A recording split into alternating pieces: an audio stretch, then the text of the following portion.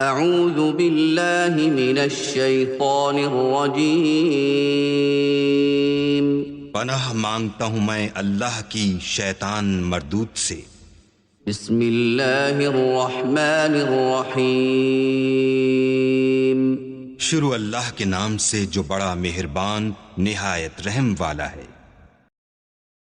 الحمد لله الذي أنزل على عبده الكتاب ولم يجعل له عوجا قيما لينذر بأسا شديدا من لدنه ويبشر المؤمنين الذين يعملون الصالحات أن لهم أجرا حسنا ماكثين فيه أبدا وينذر الذين قالوا اتخذ الله ولدا ما لهم به من علم ولا لآبائهم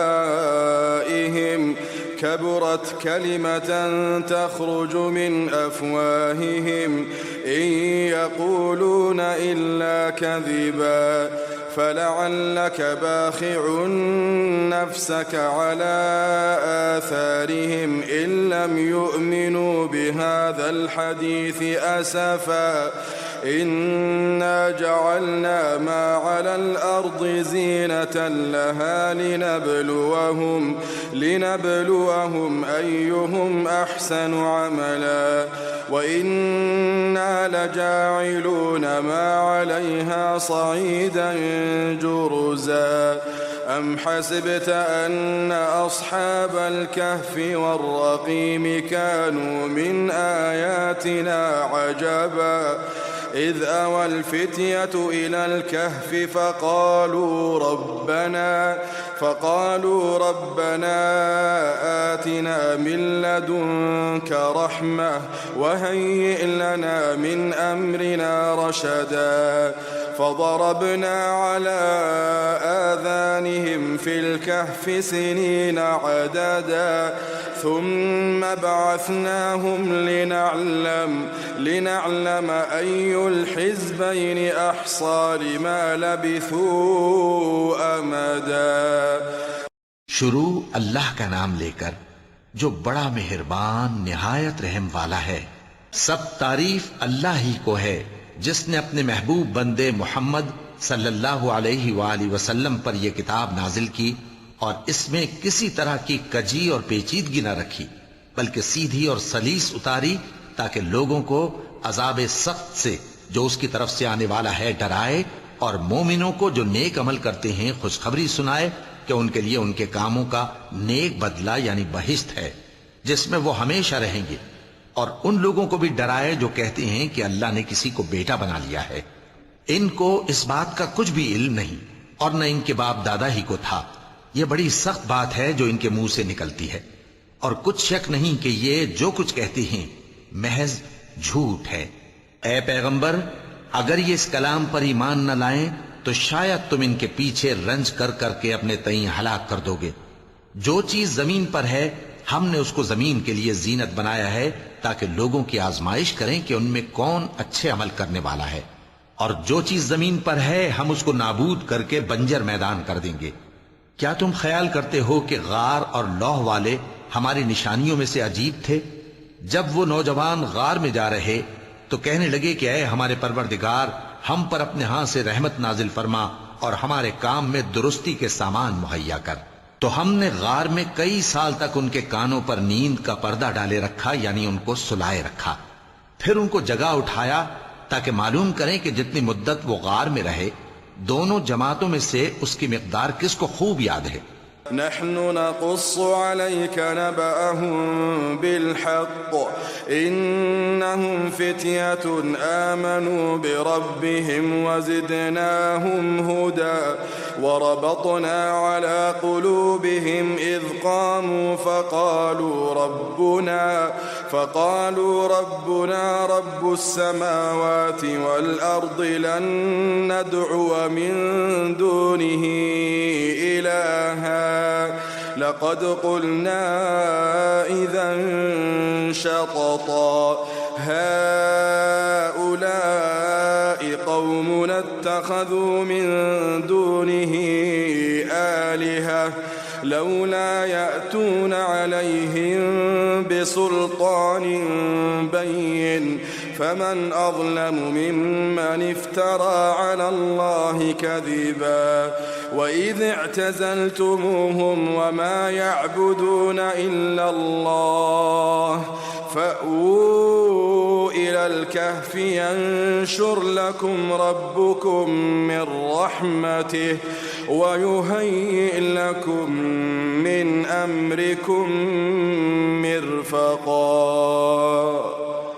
وترى الشمس إذا طلعت تزاور عن كهفهم ذات اليمين وإذا غربت تقرضهم ذات الشمال وهم في فجوة منه ذلك من آيات الله من يهد الله فهو المهتد ومن يضلل فلن تجد له وليا مرشدا। हम उनके हालात तुमसे सही सही बयान करते हैं। वो कई नौजवान थे जो अपने परवरदिगार पर ईमान लाए थे और हमने उनको और ज्यादा हिदायत दी थी और उनके दिलों को मरबूत यानी मजबूत कर दिया। जब वो उठ खड़े हुए तो कहने लगे कि हमारा परवरदिगार आसमानों और जमीन का मालिक है, हम उसके सिवा किसी को माबूद समझकर न पुकारेंगे। अगर ऐसा किया तो उस वक्त हमने बेअक्ली की बात की। इन हमारी कौम के लोगों ने उसके सिवा और माबूद बना रखे हैं, भला ये उनके माबूद होने पर कोई खुली दलील क्यों नहीं लाते? तो उससे ज्यादा कौन जालिम है जो अल्लाह पर झूठ बांधे। और जब तुमने इन मुशरिकों से और जिनकी ये अल्लाह के सिवा इबादत करते हैं उनसे किनारा कर लिया है तो गार में चल रहो, तुम्हारा परवरदिगार तुम्हारे लिए अपनी रहमत वसी कर देगा और तुम्हारे कामों में आसानी के सामान मुहैया करेगा। और जब सूरज निकले तो तुम देखो कि धूप उनके गार से दाहिनी तरफ सिमट जाए और जब गुरूब हो तो उनसे बाईं तरफ कतरा जाए और वो उस गार के कुशादा हिस्से में थे। ये अल्लाह की निशानियों में से हैं। जिसको अल्लाह हिदायत दे वो हिदायत याब है और जिसको गुमराह रहने दे तो तुम उसके लिए कोई दोस्त राह बताने वाला न पाओगे। وتحسبهم أيقاظا وهم رقود ونقلبهم ذات اليمين وذات الشمال وكلبهم باسط ذراعيه بالوصيد لو اطلعت عليهم لوليت منهم فرارا ولملئت منهم رعبا وكذلك بعثناهم ليتساءلوا بينهم قال قائل منهم كم لبثتم قالوا لبثنا يوما أو بعض يوم قالوا ربكم أعلم بما لبثتم فابعثوا أحدكم بورقكم هذه إلى المدينة فلينظر أيها أزكى طعاما فليأتكم برزق منه وليتلطف ولا يشعرن بكم أحدا إنهم إن يظهروا عليكم يرجموكم أو يعيدوكم في ملتهم ولن تفلحوا إذا أبدا وكذلك أعثرنا عليهم ليعلموا أن وعد الله حق وأن الساعة لا ريب فيها إذ يتنازعون بينهم أمرهم فقالوا ابنوا عليهم بنيانا ربهم أعلم بهم قال الذين غلبوا على أمرهم لنتخذن عليهم مسجدا سيقولون ثلاثة رابعهم كلبهم ويقولون خمسة سادسهم كلبهم رجما بالغيب ويقولون سبعة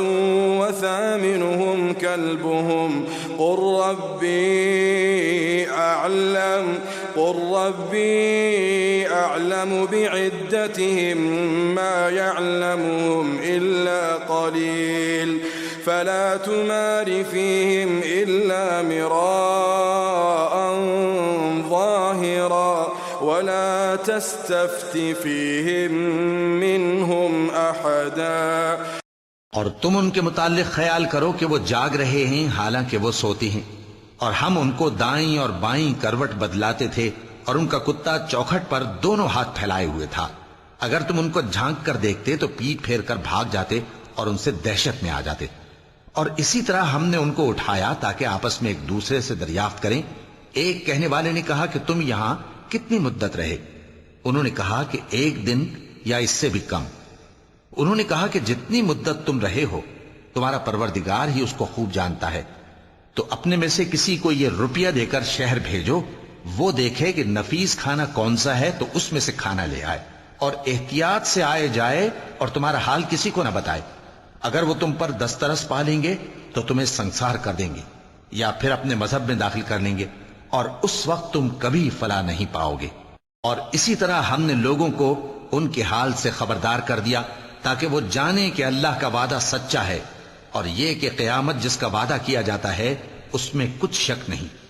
اس وقت لوگ ان کے بارے میں باہم جھگڑنے لگے اور کہنے لگے کہ ان کے غار پر عمارت بنا دو. ان کا پروردگار ان کے حال سے خوب واقف ہے. جو لوگ ان کے معاملے میں غلبہ رکھتے تھے وہ کہنے لگے کہ ہم ان کے غار پر مسجد بنائیں گے. بعض لوگ اٹکل پچو کہیں گے کہ وہ 3 تھے اور چوتھا ان کا کتا تھا، اور بعض کہیں گے کہ وہ 5 تھے اور چھٹا ان کا کتا تھا، اور بعض کہیں گے کہ وہ 7 تھے اور 8واں ان کا کتا تھا. کہہ دو کہ میرا پروردگار ہی ان کے شمار سے خوب واقف ہے. ان کو جانتے بھی ہیں تو تھوڑے ہی لوگ جانتے ہیں. تو تم ان کے معاملے میں بحث نہ کرنا مگر سرسری سی بحث، اور نہ ان کے بارے میں ان میں سے کسی سے کچھ دریافت ہی کرنا. ولا تقولن لشيء إني فاعل ذلك غدا إلا أن يشاء الله واذكر ربك إذا نسيت وقل عسى أن يهديني ربي لأقرب من هذا رشدا. ولبثوا في كهفهم 300 سنين وازدادوا 9 قل الله أعلم بما لبثوا له غيب السماوات والأرض أبصر به وأسمع ما لهم من دونه من ولي ولا يشرك في حكمه أحدا.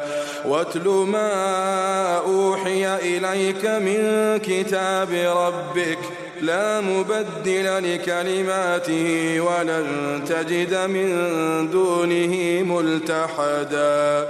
واصبر نفسك مع الذين يدعون ربهم بالغداة والعشي يريدون وجهه ولا تعد عيناك عنهم تريد زينة الحياة الدنيا ولا تطع من أغفلنا قلبه عن ذكرنا واتبع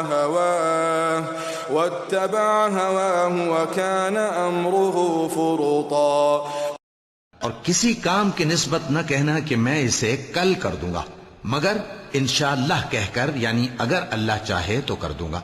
اور جب اللہ کا نام لینا بھول جاؤ تو یاد آنے پر لے لو، اور کہہ دو کہ امید ہے کہ میرا پروردگار مجھے اس سے بھی زیادہ ہدایت کی باتیں بتائے. اور اصحاب کہف اپنے غار میں 9 پر 300 سال رہے. کہہ دو کہ جتنی مدت وہ رہے اسے اللہ ہی خوب جانتا ہے. اسی کو آسمانوں اور زمین کی پوشیدہ باتیں معلوم ہیں. وہ کیا خوب دیکھنے والا اور کیا خوب سننے والا ہے. उसके सिवा उनका कोई कारसाज नहीं और न वो अपने हुक्म में किसी को शरीक करता है।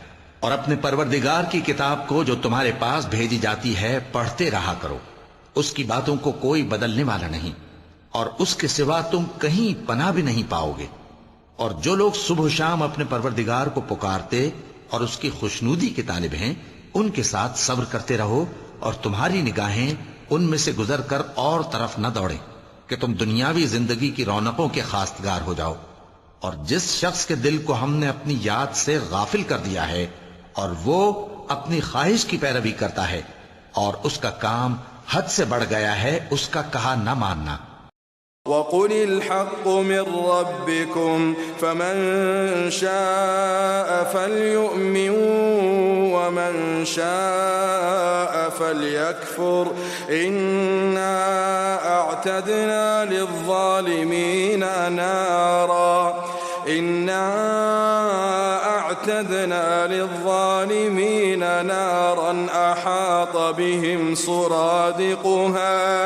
أحاط بهم سرادقها وإن يستغيثوا يغاثوا بماء كالمهل يشوي الوجوه بئس الشراب وساءت مرتفقا إن الذين آمنوا وعملوا الصالحات إنا لا نضيع أجر من أحسن عملا أولئك لهم جنات عدن تجري من تحتهم الأنهار يحلون فيها من أساور من ذهب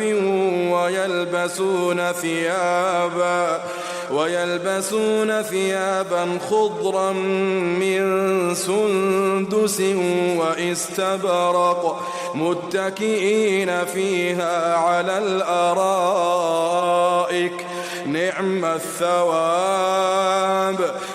الثواب وحسنت مرتفقا। और कह दो कि लोगों, ये कुरान तुम्हारे परवरदिगार की तरफ से बरहक है, तो जो चाहे ईमान लाए और जो चाहे काफिर रहे। हमने जालिमों के लिए दोज़ख की आग तैयार कर रखी है जिसकी कनातें उनको घेर रही होंगी, और अगर फरियाद करेंगे तो ऐसे खौलते हुए पानी से उनकी दादरसी की जाएगी जो पिघले हुए तांबे की तरह गर्म होगा और जो उनके चेहरों को भून डालेगा। उनके पीने का पानी भी बुरा और आरामगाह भी बुरी। और जो ईमान लाए और काम भी नेक करते रहे तो हम नेक काम करने वालों का अज्र जाया नहीं करते। ऐसे लोगों के लिए हमेशा रहने के बाग हैं जिनमें उनके महलों के नीचे नहरें बह रही हैं। उनको वहां सोने के कंगन पहनाए जाएंगे और वो बारीक दीबा और अतलस के सब्ज कपड़े पहना करेंगे और तख्तों पर तकिए लगाकर बैठा करेंगे। क्या खूब बदला और क्या खूब आरामगाह है। واضرب لهم مثل الرجلين جعلنا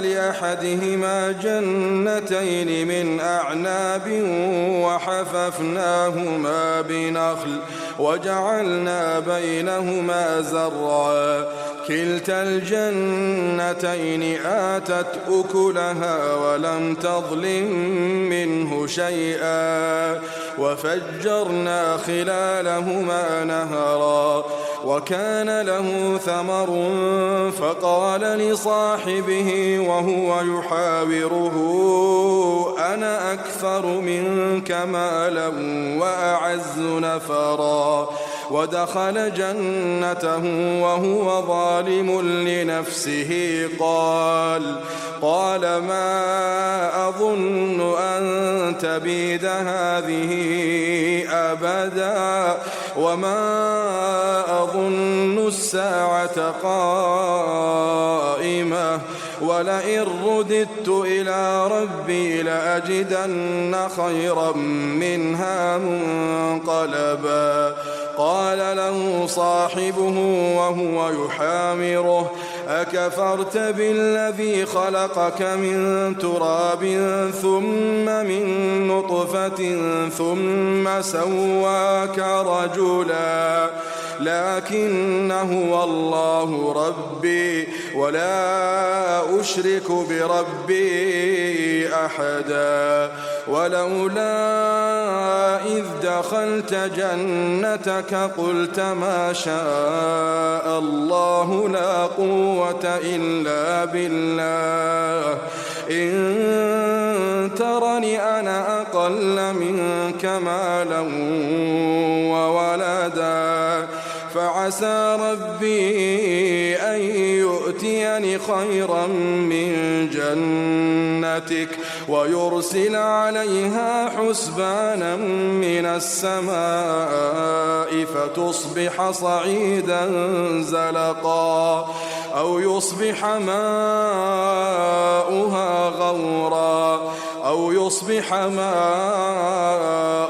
غورا فلن تستطيع له طلبا وأحيط بثمره فأصبح يقلب كفيه على ما أنفق فيها وهي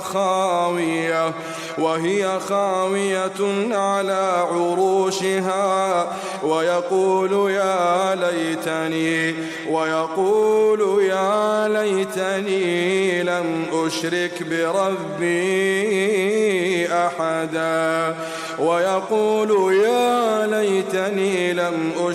بربي أحدا ولم تكن له فئة ينصرونه من دون الله وما كان منتصرا هنالك الولاية لله الحق هو خير ثوابا وخير عقبا۔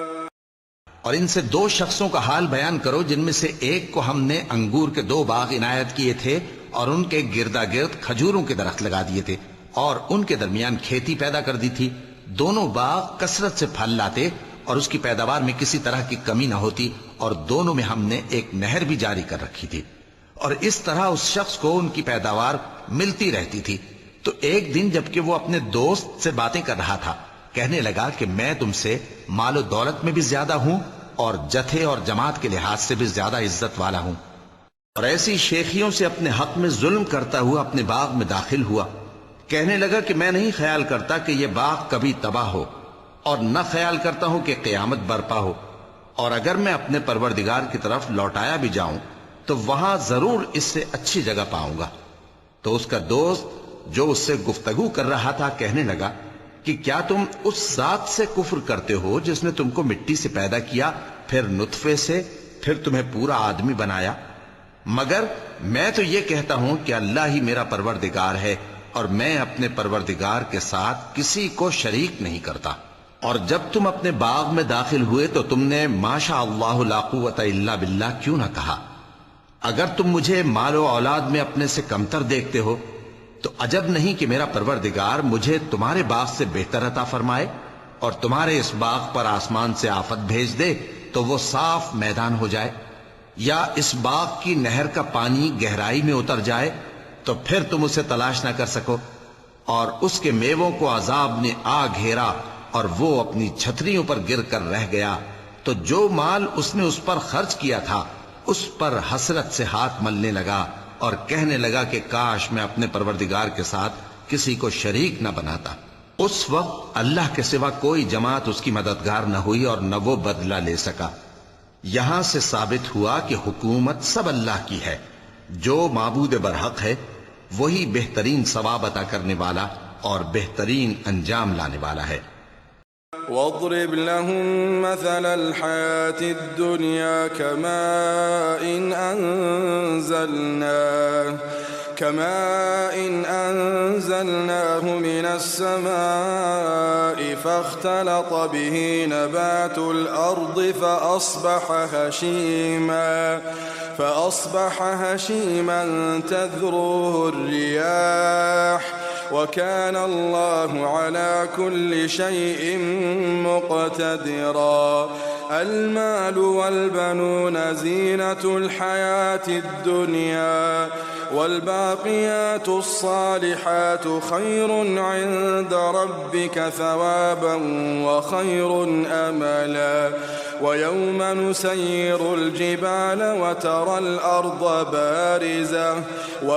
الأرض بارزة وحشرناهم فلم نغادر منهم أحدا. وعرضوا على ربك صفا لقد جئتمونا كما خلقناكم أول مرة بل زعمتم أن لن نجعل لكم موعدا. ووضع الكتاب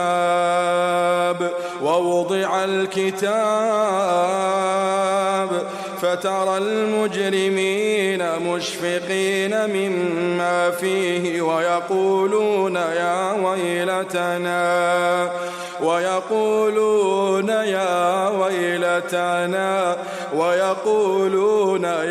ويلتنا ما لهذا الكتاب لا يغادر صغيرة ولا كبيرة إلا أحصاها ووجدوا ما عملوا حاضرا ولا يظلم ربك أحدا. ووضع الكتاب فترى المجرمين مشفقين مما فيه ويقولون يا ويلتنا ما لهذا الكتاب لا يغادر صغيرة ولا كبيرة إلا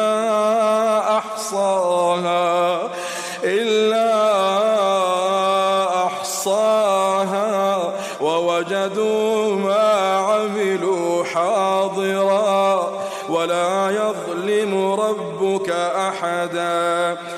और इनसे दुनिया की जिंदगी की मिसाल भी बयान कर दो कि वो ऐसी है जैसे पानी जिसे हमने आसमान से बरसाया तो उसके साथ जमीन की पैदावार मिलकर निकली, फिर वो चूरा चूरा हो गई कि हवाएं उसे उड़ाती फिरती हैं।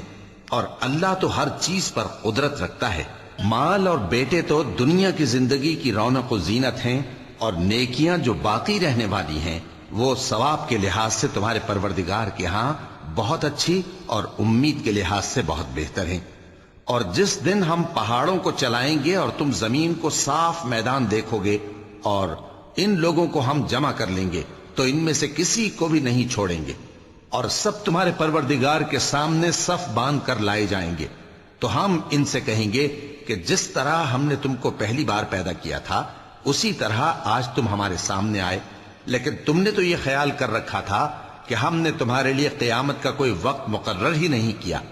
और आमाल की किताब खोल कर रखी जाएगी तो तुम गुनाहगारों को देखोगे कि जो कुछ उसमें लिखा होगा उससे डर रहे होंगे और कहेंगे हाय शामत, ये कैसी किताब है कि न छोटी बात को छोड़ती है न बड़ी को, कोई बात भी नहीं मगर उसे लिख रखा है, और जो जो अमल किए होंगे सबको हाजिर पाएंगे, और तुम्हारा परवरदिगार किसी पर जुल्म नहीं करेगा। وَإِذْ قُلْنَا لِلْمَلَائِكَةِ اسْجُدُوا لِآدَمَ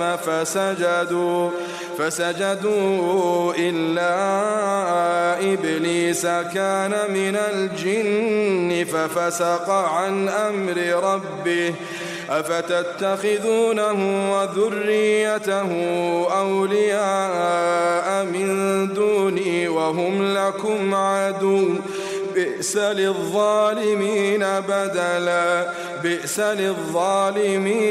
بدلا ما أشهدتهم خلق السماوات والأرض ولا خلق أنفسهم وما كنت متخذ المضلين عضدا ويوم يقول نادوا شركائي الذين زعمتم فدعوهم فلم يستجيبوا لهم وجعلنا بينهم موبقا ورأى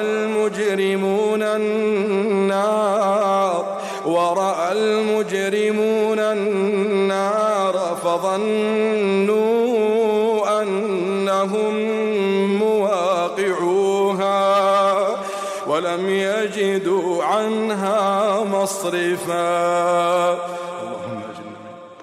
اور جب ہم نے فرشتوں کو حکم دیا کہ آدم کو سجدہ کرو تو سب نے سجدہ کیا مگر ابلیس نے نہ کیا. وہ جنات میں سے تھا تو اپنے پروردگار کے حکم سے باہر ہو گیا.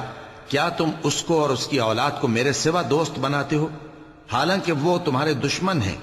اور شیطان کی دوستی ظالموں کے لیے اللہ کی دوستی کا برا بدل ہے. میں نے ان کو نہ تو آسمانوں اور زمین کے پیدا کرنے کے وقت بلایا تھا اور نہ خود ان کے پیدا کرنے کے وقت. اور میں ایسا نہ تھا کہ گمراہ کرنے والوں کو مددگار بناتا. اور جس دن اللہ فرمائے گا کہ اب میرے شریکوں کو جن کی نسبت تم معبود ہونے کا گمان رکھتے تھے بلاؤ تو وہ ان کو بلائیں گے مگر وہ ان کو کچھ جواب نہ دیں گے. اور ہم ان کے درمیان ہلاکت کی ایک جگہ بنا دیں گے اور گناہگار لوگ دوزخ کو دیکھیں گے تو یقین کر لیں گے کہ وہ اس میں پڑنے والے ہیں اور اس سے بچنے کا کوئی رستہ نہ پائیں گے. وَلَقَدْ صَرَّفْنَا فِي هَذَا الْقُرْآنِ لِلنَّاسِ مِنْ كُلِّ مَثَلٍ وَكَانَ الْإِنسَانُ أَكْثَرَ شَيْءٍ جَدَلًا وَمَا مَنَعَ النَّاسَ أَن يُؤْمِنُوا إِذْ جَاءَهُمُ الْهُدَى ويستغفروا ربهم إلا أن تأتيهم سنة الأولين أو يأتيهم العذاب قبلا وما نرسل المرسلين إلا مبشرين ومنذرين ويجادل الذين كفروا بالباطل ليدحضوا به الحق واتخذوا آياتي وما أنذروا هزوا ومن أظلم ممن ذكر بآيات ربه فأعرض عنها ونسي ما قدمت يداه إنا جعلنا على قلوبهم أكنة أن يفقهوه وفي آذانهم وقرا وإن تدعهم إلى الهدى فلن يهتدوا إذن أبدا وربك الغفور ذو الرحمة لو يؤاخذهم بما كسبوا لعجل لهم العذاب بل لهم موعد لن يجدوا من دونه موئلا وتلك القرى أهلكناهم لما ظلموا وجعلنا لمهلكهم موعدا. اور ہم نے اس قرآن میں لوگوں کے سمجھانے کے لیے طرح طرح کی مثالیں بیان فرمائی ہیں لیکن انسان سب چیزوں سے بڑھ کر جھگڑالو ہے. اور لوگوں کے پاس جب ہدایت آ گئی تو ان کو کس چیز نے منع کیا کہ ایمان لائیں اور اپنے پروردگار سے بخشش مانگیں بجز اس کے کہ اس بات کے منتظر ہوں کہ انہیں بھی پہلوں کا سا معاملہ پیش آئے یا ان پر عذاب سامنے سے آ جائے. اور ہم جو پیغمبروں کو بھیجا کرتے ہیں تو صرف اس لیے کہ لوگوں کو اللہ کی نعمتوں کی خوشخبریاں سنائیں اور عذاب سے ڈرائیں. اور جو کافر ہیں وہ باطل کی مدد سے جھگڑا کرتے ہیں تاکہ اس سے حق کو پھسلا دیں. اور انہوں نے ہماری آیتوں کو اور جس چیز سے ان کو ڈرایا جاتا ہے اسے ہنسی بنا لیا ہے. اور اس سے بڑھ کر ظالم کون جس کو اس کے پروردگار کی آیات کے ذریعے سمجھایا گیا تو اس نے ان سے منہ پھیر لیا اور جو اعمال وہ آگے کر چکا اس کو بھول گیا. ہم نے ان کے دلوں پر پردے ڈال دیے کہ اسے سمجھ نہ سکیں اور کانوں میں ثقل پیدا کر دیا ہے کہ سن نہ سکیں. اور اگر تم ان کو رستے کی طرف بلاؤ تو کبھی رستے پر نہ آئیں گے. اور تمہارا پروردگار بخشنے والا صاحب رحمت ہے. अगर वो उनके करतूतों पर उनको पकड़ने लगे तो उन पर झट अजाब भेज दे, मगर उनके लिए एक वक्त मुकर्रर कर रखा है कि उसके अजाब से कोई पनाह की जगह न पाएंगे।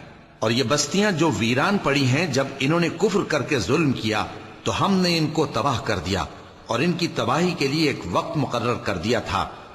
وإذ قال موسى لفتاه لا أبرح حتى أبلغ مجمع البحرين أو أمضي حقوبا فلما بلغا مجمع بينهما نسيا حوتهما فاتخذ سبيله في البحر سربا فلما جاوزا قال لفتاه آتنا غداءنا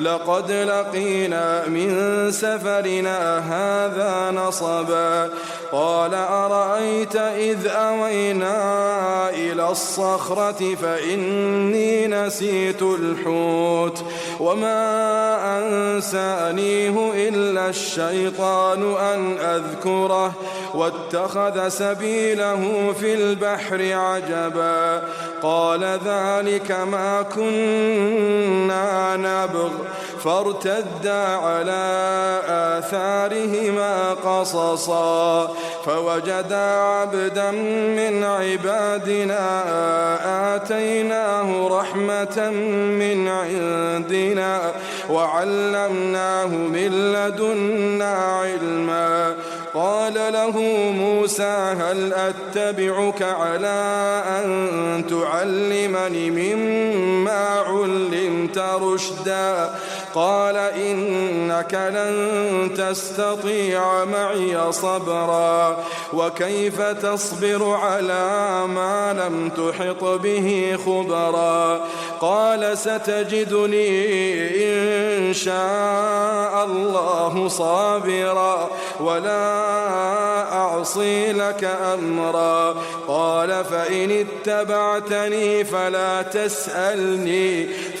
تسألني عن شيء حتى أحدث لك منه ذكرا। और जब मूसा ने अपने शागिर्द से कहा कि जब तक मैं दो दरियाओं के मिलने की जगह न पहुंच जाऊं, टलने का नहीं, खास सदियों चलता रहूं। फिर जब वो दोनों उन दरियाओं के संगम पर पहुंचे तो अपनी मछली भूल गए। फिर उस मछली ने दरिया में सुरंग की तरह अपना रास्ता बना लिया। जब आगे चले तो मूसा ने अपने शागिर्द से कहा कि हमारा खाना लाओ, इस सफर से हमको बहुत थकान हो गई है। उसने कहा कि भला आपने देखा कि जब हमने उस चट्टान के पास आराम किया था तो मैं मछली वहीं भूल गया और मुझे आपसे उसका जिक्र करना शैतान ने भुला दिया और उस मछली ने अजीब तरह से दरिया में अपना रास्ता बनाया। मूसा ने कहा यही तो वो मकाम है जिसे हम तलाश करते थे। तो वो अपने पांव के निशान देखते देखते लौट गए। वहां उन्होंने हमारे बंदों में से एक बंदा देखा जिसको हमने अपने हाथ से रहमत खास से नवाजा था और अपने पास से एक खास इल्म बख्शा था। मूसा ने उनसे, जिनका नाम खिज्र था, कहा कि जो इल्म अल्लाह की तरफ से आपको सिखाया गया है, अगर आप उसमें से मुझे कुछ भलाई की बातें सिखाएं तो मैं आपके साथ रहूं। खिज्र ने कहा कि तुम मेरे साथ रहकर सब्र नहीं कर सकोगे और जिस बात की तुम्हें खबर ही नहीं उस पर सब्र कर भी कैसे सकते हो। मूसा ने कहा अल्लाह ने चाहा तो आप मुझे साबिर पाइएगा और मैं आपके इरशाद के खिलाफ नहीं करूंगा। खिज्र ने कहा अगर तुम मेरे साथ रहना चाहो तो शर्त यह है मुझसे कोई बात ना पूछना जब तक मैं खुद उसका जिक्र तुमसे न करूं। حتى إذا ركبا في السفينة خرقها قال أخرقتها لتغرق أهلها لقد جئت شيئا إمرا قال ألم أقل إنك لن تستطيع معي صبرا قال لا تؤاخذني بما نسيت ولا ترهقني من أمري عسرا فانطلقا حتى إذا لقيا غلاما فقتله قال أقتلت نفسا زكية بغير نفس لقد جئت شيئا نكرا قال ألم أقل لك إنك لن تستطيع معي صبرا قال إن سألتك عن شيء بعدها فلا تصاحبني قد بلغت من لدني عذرا فانطلقا حتى إذا أتيا أهل قرية استطعما أهلها فأبوا أن يضيفوهما فوجدا فيها جدارا يريد أن ينقض فأقامه قال لو شئت لاتخذت عليه أجرا قال هذا فراق بيني وبينك سأنبئك بتأويل ما لم تستطع عليه صبرا قال هذا فراق بيني وبينك سأنبئك بتأويل ما لم تستطع عليه صبرا तो दोनों चल पड़े। यहां तक कि जब कश्ती में सवार हुए तो खिज्र ने कश्ती को फाड़ डाला। मूसा ने कहा, क्या आपने इसको इसलिए फाड़ा है कि सवारों को गर्क कर दी? ये तो आपने बड़ी अजीब बात की। खिज्र ने कहा, क्या मैंने नहीं कहा था कि तुम मेरे साथ सब्र न कर सकोगे? मूसा ने कहा कि जो भूल मुझसे हुई उस पर मुआवजा न कीजिए और मेरे मामले में मुझ पर मुश्किल न डालिए। फिर दोनों चले, यहां तक कि रास्ते में एक लड़का मिला तो खिज्र ने उसे मार डाला। मूसा ने कहा कि आपने एक बेगुनाह शख्स को नाहक बगैर किसास के मार डाला, यह तो आपने बुरी बात की। खिज्र ने कहा, क्या मैंने नहीं कहा था कि तुमसे मेरे साथ सब्र नहीं हो सकेगा? उन्होंने कहा कि अगर मैं इसके बाद फिर कोई बात पूछूं यानी एतराज करूं तो मुझे अपने साथ न रखिएगा कि आप मेरी तरफ से उज्र के कबूल करने में हद को पहुंच गए हैं। फिर दोनों चले, यहां तक कि गांव वालों के पास पहुंचे और उनसे खाना तलब किया। उन्होंने उनकी जियाफत करने से इनकार किया। फिर उन्होंने वहां एक दीवार देखी जो गिरा चाहती थी, तो खिज्र ने उसको सीधा कर दिया। मूसा ने कहा कि अगर आप चाहते तो इनसे इसका मुआवजा ले लेते ताकि खाने का काम चलता। खिज्र ने कहा कि अब मुझ में और तुम में अलहदगी, मगर जिन बातों पर तुम सब्र न कर सके मैं उनका तुम्हें भेद बताए देता हूं। أما السفينة فكانت لمساكين يعملون في البحر فأردت أن أعيبها وكان وراءهم ملك يأخذ كل سفينة غصبا وأما الغلام فكان أبواه مؤمنين فخشينا أن يرهقهما طغيانا وكفرا فأردنا أن يبدلهما ربهما خيرا منه زكاة وأقرب رحما وأما الجدار فكان لغلامين يتيمين في المدينة وكان تحته كنز لهما وكان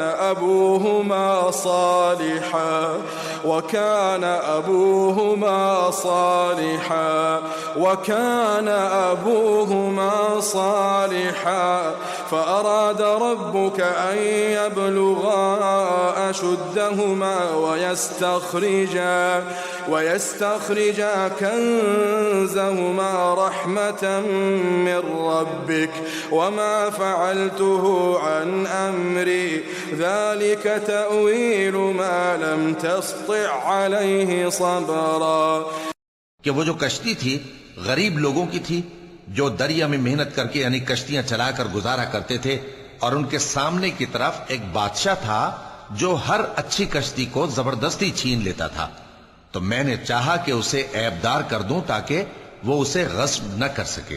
और वो जो लड़का था उसके माँ बाप दोनों मोमिन थे। हमें अंदेशा हुआ कि वो बड़ा होकर बदकिरदार होगा तो कहीं उनको सरकशी और कुफ्र में ना फंसा दे, तो हमने चाहा कि उनका परवरदिगार उसकी जगह उनको और बच्चा अता फरमाए जो अखलाकी पाकीज़गी में बेहतर और मोहब्बत में ज्यादा करीब हो। और वो जो दीवार थी सो 2 यतीम लड़कों की थी जो शहर में रहते थे, और उसके नीचे उनका खजाना दफन था, और उनका बाप एक नेक आदमी था। तो तुम्हारे परवरदिगार ने चाहा कि वो अपनी जवानी को पहुंच जाएं और फिर अपना खजाना निकाले। ये तुम्हारे परवरदिगार की मेहरबानी है, और ये काम मैंने अपनी तरफ से नहीं किए। ये उन बातों की हकीकत है जिन पर तुम सब्र न कर सके। وَيَسْأَلُونَكَ عَنْ ذِي الْقَرْنَيْنِ قُلْ سَأَتْلُو عَلَيْكُمْ مِنْهُ ذِكْرًا إِنَّا مَكَّنَّا لَهُ فِي الْأَرْضِ وَآتَيْنَاهُ مِنْ كُلِّ شَيْءٍ سَبَبًا فَأَتْبَعَ سَبَبًا حَتَّى إِذَا بَلَغَ مَغْرِبَ الشَّمْسِ وجدها تغرب في عين حمئة ووجد عندها قوما قلنا يا ذا القرنين إما أن تعذب وإما أن تتخذ فيهم حسنا قال أما من ظلم فسوف نعذبه ثم يرد إلى ربه فيعذبه عذابا نكرا وأما من آمن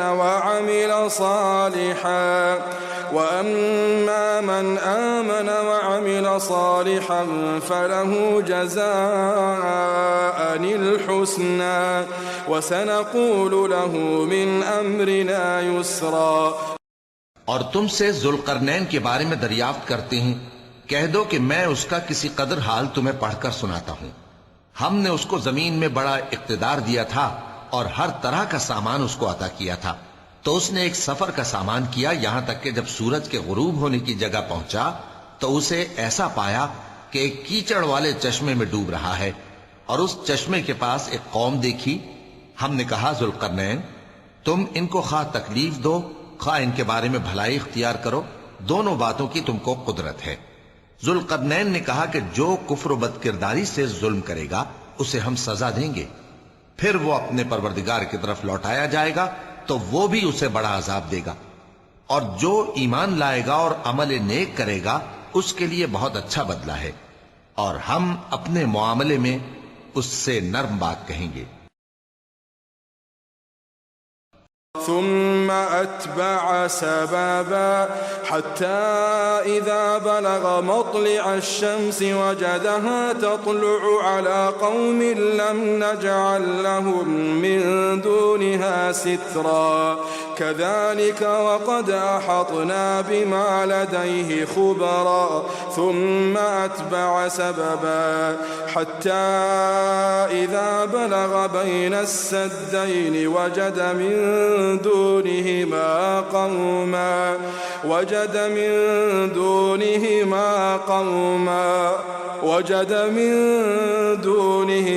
قوما لا يكادون يفقهون قولا قالوا يا ذا القرنين إن يأجوج ومأجوج مفسدون في الأرض فهل نجعل لك خرجا على أن تجعل بيننا وبينهم سدا قال ما مكني فيه ربي خير فأعينوني بقوة أجعل بينكم وبينهم ردما آتوني زبر الحديد حتى إذا ساوى بين الصدفين قال انفخوا حتى إذا جعله نارا قال آتوني أفرغ عليه قطرا فما استطاعوا أن يظهروه وما استطاعوا له نقبا قال هذا رحمة من ربي فإذا جاء وعد ربي جعله دكاء وكان وعد ربي حقا قال هذا رحمة من ربي فإذا جاء وعد ربي جعله دكاء وكان وعد ربي حقا وتركنا بعضهم يومئذ يموج في بعض ونفخ في الصور فجمعناهم جمعا وعرضنا جهنم يومئذ للكافرين عرضا الذين كانت أعينهم في غطاء عن ذكري وكانوا لا يستطيعون سمعا फिर उसने एक और सामान्य सफर किया यहां तक कि सूरज के तुलू होने के मकाम पर पहुंचा तो देखा कि वो ऐसे लोगों पर तुलू होता है जिनके लिए हमने धूप से बचाव की कोई ओट नहीं बनाई थी। हकीकत यूं ही थी और जो कुछ उसके पास था हमको सबकी खबर थी। फिर उसने एक और सफर का सामान किया यहां तक के दो ऊंचे सीधे पहाड़ों के दरमियान पहुंचा तो देखा कि उनके उस तरफ कुछ लोग हैं कि बात को समझ नहीं सकते। उन लोगों ने कहा कि ऐ जुल्करनैन, याजूज और माजूज इस इलाके में फसाद करते रहते हैं, भला हम आपके लिए खर्च का इंतजाम कर दें कि आप हमारे और उनके दरमियान एक दीवार खींच दें। जुल्करनैन ने कहा कि खर्च का जो मकदूर अल्लाह ने मुझे बख्शा है वो बहुत अच्छा है, तुम मुझे कुव्वत बाजू से मदद दो, मैं तुम्हारे और उनके दरमियान एक मजबूत रुकावट बना दूंगा। तुम लोहे के बड़े बड़े तख्ते मेरे पास लाओ। चुनाचे काम जारी कर दिया गया यहां तक कि जब उसने दोनों पहाड़ों के दरमियान का हिस्सा बराबर कर दिया और कहा कि अब इसे धोको, यहां तक कि जब उसको धोक धोक कर आग कर दिया तो कहा कि अब मेरे पास तांबा लाओ कि उस पर पिघला कर डाल दूं। फिर उनमें यह कुदरत न रही कि उस पर चढ़ सकें और न ये ताकत रही कि उसमें नक्ब लगा सकें। बोला कि ये मेरे परवरदिगार की मेहरबानी है। फिर जब मेरे परवरदिगार का वादा आ पहुंचेगा तो उसको ढाकर हम वार कर देगा और मेरे परवरदिगार का वादा सच्चा है। उस रोज हम उनको छोड़ देंगे कि रूए जमीन पर फैलकर एक दूसरे में घुस जाएंगे और सूर फूंका जाएगा तो हम सबको जमा कर लेंगे और उस रोज हम जहन्नम को काफिरों के सामने लाएंगे जिनकी आंखें मेरी याद से पर्दे में थीं और वह सुनने की ताकत नहीं रखते थे। أفحسب الذين كفروا أن يتخذوا عبادي من دوني أولياء إنا أعتدنا جهنم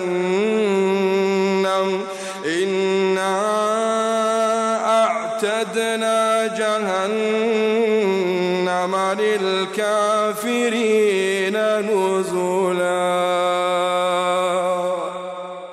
قل هل ننبئكم بالأخسرين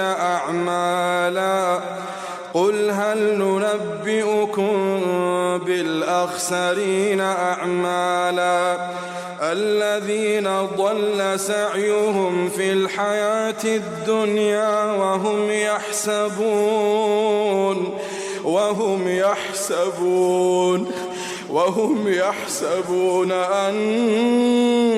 أنهم يحسنون صنعا قل هل ننبئكم بالأخسرين أعمالا الذين ضل سعيهم في الحياة الدنيا وهم يحسبون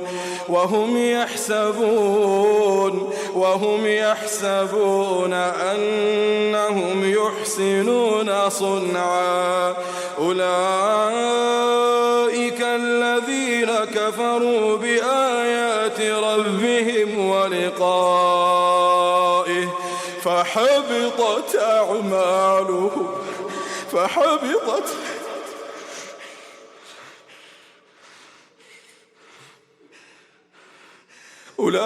أولئك الذين كفروا بآيات ربهم ولقائه فحبطت أعمالهم فلا نقيم لهم يوم القيامة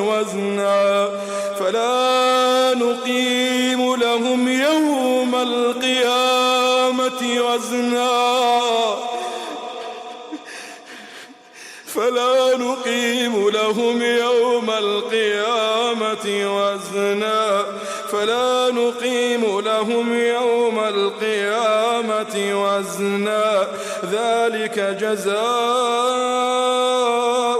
جهنم بما كفروا واتخذوا آياتي ورسلي هزوا।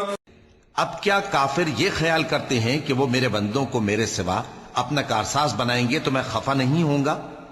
हमने ऐसे काफिरों के लिए जहन्नम की मेहमानी तैयार कर रखी है। कह दो कि हम तुम्हें ऐसे लोग बताएं जो अमाल के लिहाज से बड़े नुकसान में हैं। ये वो लोग हैं जिनकी दौड़ धूप दुनिया की जिंदगी में बर्बाद हो गई और वो ये समझे हुए हैं कि वो अच्छे काम कर रहे हैं।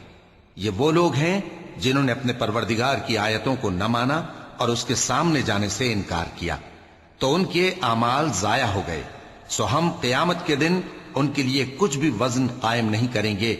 ये उनकी सजा है यानी जहन्नम, इसलिए कि उन्होंने कुफ्र किया और हमारी आयतों और हमारे पैगंबरों की हंसी उड़ाई।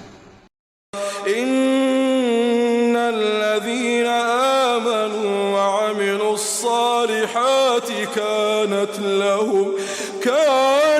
लहुम जन्नातुल फिरदौसी नुज़ुला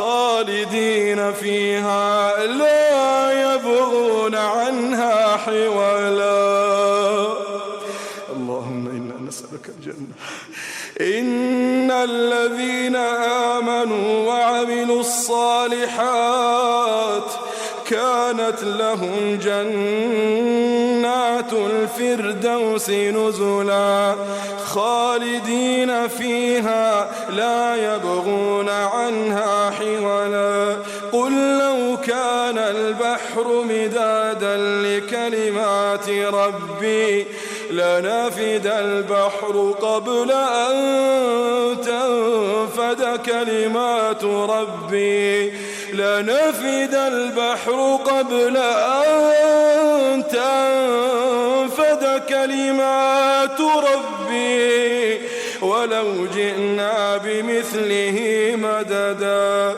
قل إنما أنا بشر مثلكم يوحى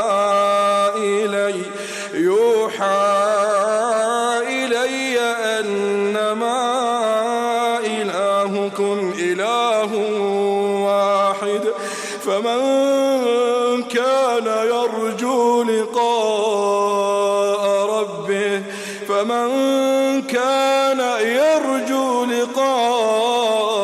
ربه فليعمل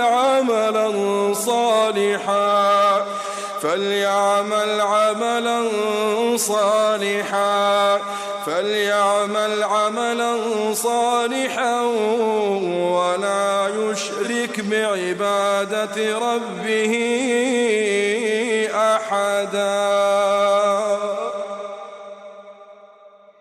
जो लोग ईमान लाए और अमल नेक किए उनके लिए बहिश्त के बाग بطور مہمانی ہوں گے، ہمیشہ ان میں رہیں گے اور وہاں سے مکان بدلنا نہ چاہیں گے۔ کہہ دو کہ اگر سمندر میرے پروردگار کی باتوں کے لکھنے کے لیے روشنائی ہو تو قبل اس کے کہ میرے پروردگار کی باتیں تمام ہوں سمندر ختم ہو جائے، اگرچہ ہم ویسا ہی اور اس کی مدد کو لائیں۔ کہہ دو کہ میں تمہاری طرح کا ایک بشر ہوں، البتہ میری طرف وہی آتی ہے کہ تمہارا معبود وہی ایک معبود ہے، تو جو شخص اپنے پروردگار سے ملنے کی امید رکھے چاہیے کہ عمل نیک کرے اور اپنے پروردگار کی عبادت میں کسی کو شریک نہ بنائے۔ صدق اللہ العظیم۔